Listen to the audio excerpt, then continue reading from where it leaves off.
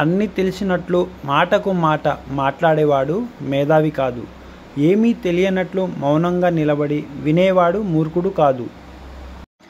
కాలి చెప్పులైన మనుషులైనా నీకు నొప్పిని బాధను కలిగిస్తున్నాయి అంటే అవి నీకు సరిపోయేవి కాదని అర్థం.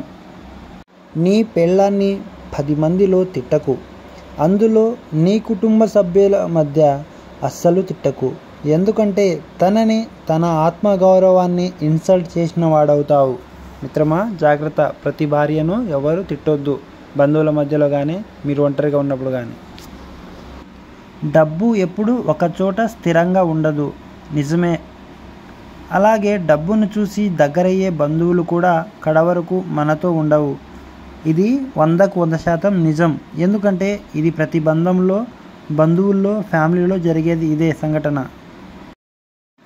చేయి జారిన బంధం, నోరు జారిన మాట ఎప్పటికీ తిరిగి రావు.